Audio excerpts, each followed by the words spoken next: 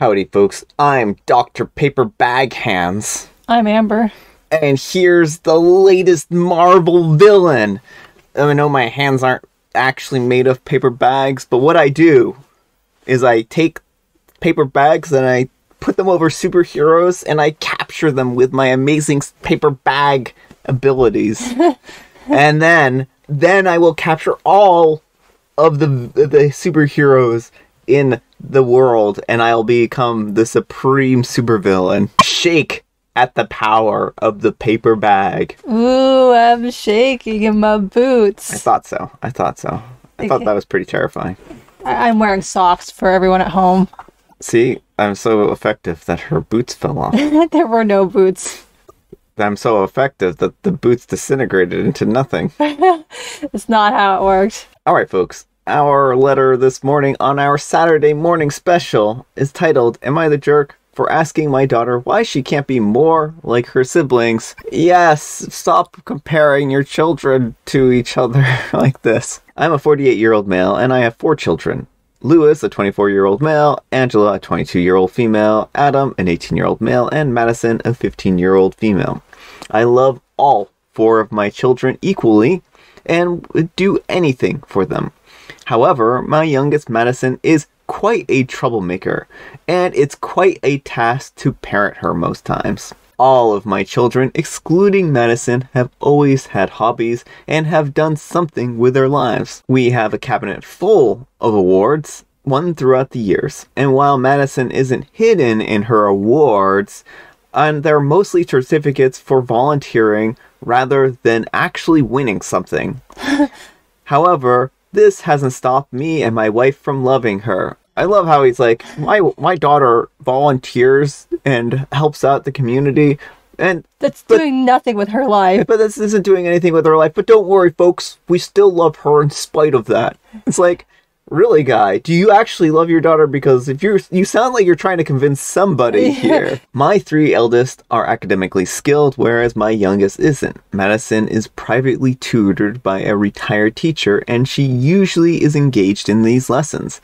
My wife thinks that this may be because Madison is aware of how much we pay for the tutor, rather than her love for learning. Anyways, Madison's math scores for the first term came back, and she did horribly. Out of the 30 kids in her class, she ranked 29th. When I asked Madison about those scores, I tried my best to stay calm and not let my anger show. I explained to Madison that these scores were horrible and that she should be ashamed of herself with all this money going into her tutoring and she is still failing. At this time, she told me that I should be glad that she was 29th and not 30th. This angered me. I was trying to have a serious conversation about this, and here she was trying to make jokes. Now, I didn't yell or scream at her, but I just sighed, and I asked her why she couldn't be more like her siblings, who were able to achieve much higher grades without tutoring. At this, she seemed very upset and began crying and tried to claim that she felt insecure because all of her elder siblings' achievements were up on display and she barely had anything. I told her that there was a reason why, and that seemed to upset her even more. She quickly ran to her room, despite my protests, and locked herself in there. I just bullied my daughter. She won't talk to me. I don't understand it. When my wife came home, Madison was able to explain what happened before me, and had her believe whatever story she made up. My wife sat me down later that night and told me that I was too harsh on her, and that things like this come with time, and that I should actually put up Madison's achievements along with her siblings. Well, this morning, per her request, I put up Madison's failed test in front of the cabinet for all of the eyes to see. When my wife saw this, she was not amused and told me to stop being a man-child. Eldest daughter says I messed up. Am I the jerk? Just want my daughter to see and use what she's been given. All right, folks, what do you think? Jerk or not the jerk? Yeah, OP's a major jerk. All children are different. They have different skills and different abilities, and it's very clear that OP does not view his children all the same. He has one model for his children, and he wants them all to fit into that mold. You know, I mean, volunteering is a perfectly respectable hobby and a very needed hobby, but he treats it as lesser than.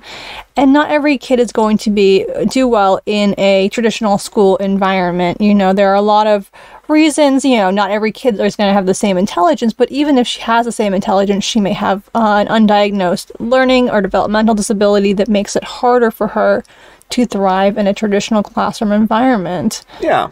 And then on top of that, you act like she didn't earn these awards. Well, where's your volunteer awards? If she's not earning these, then where are yours? How many hundreds of them do you have stacked up that they've just mailed out to you on any random day? She's earned them. Stop acting like she hasn't actually put in work to do some kind of achievement. Volunteerism is an important part of our society and our communities, and that's really what this boils down to. Just because your other kids were athletic or had other interests that you considered more appropriate doesn't mean that they're more valuable to society as a whole. And that's the thing that Opie doesn't seem to understand. It seems like he thinks being a valuable person means being the one who's standing in the spotlight all the time. But we need everyone behind the scenes, or there wouldn't be anyone to run the spotlight. Yeah. Well, exactly.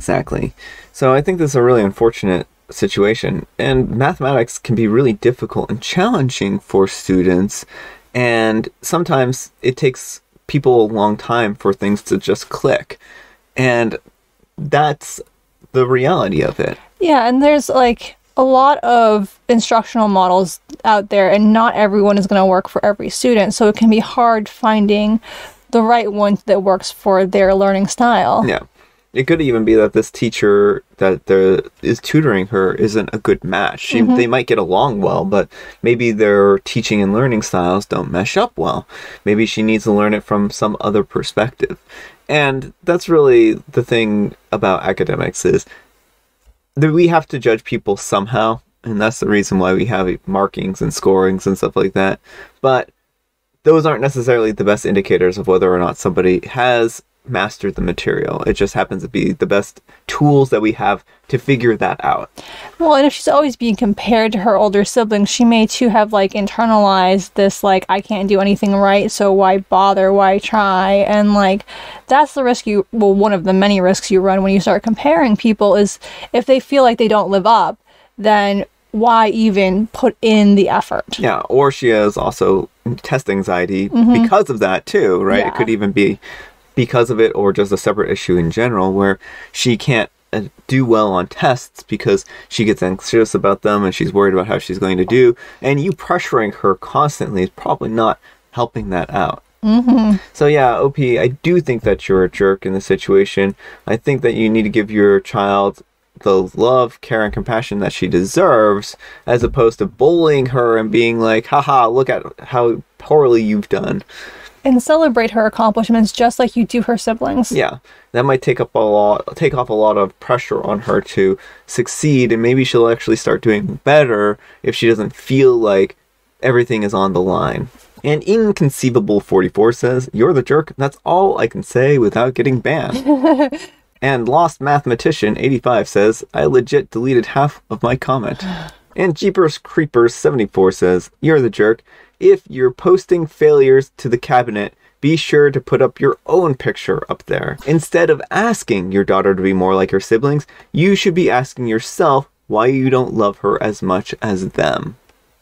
All right, folks, it is tea time or coffee time, depending on your time of day. Or maybe you just drink one or the other all day long, or neither. Grab your beverages of choice.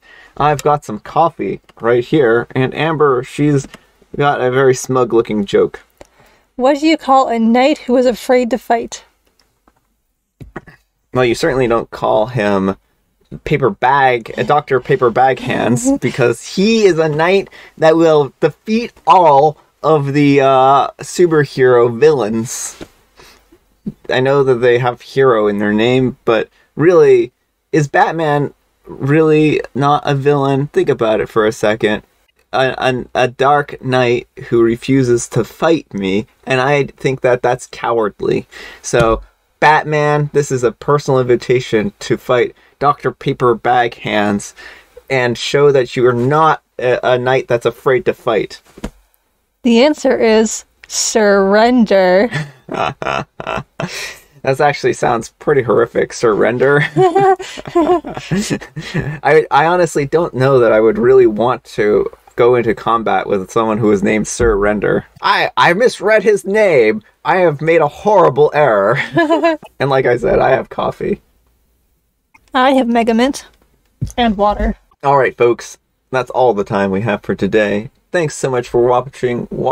I'm going to say whopping again. Happy Saturday. Hopefully you all had a safe and fun evening. I know that was a big celebration for a lot of folks, so hopefully you're all doing okay today. Also, Amber, what's the moral of the story today? And make it a mathematical problem. OP has 4 children. If he treats 3 children well and 1 children poorly, how many children will go no contact with him when they turn 18? This is a trick question. All 4. Thanks so much for watching, and we will see you all tomorrow. Bye.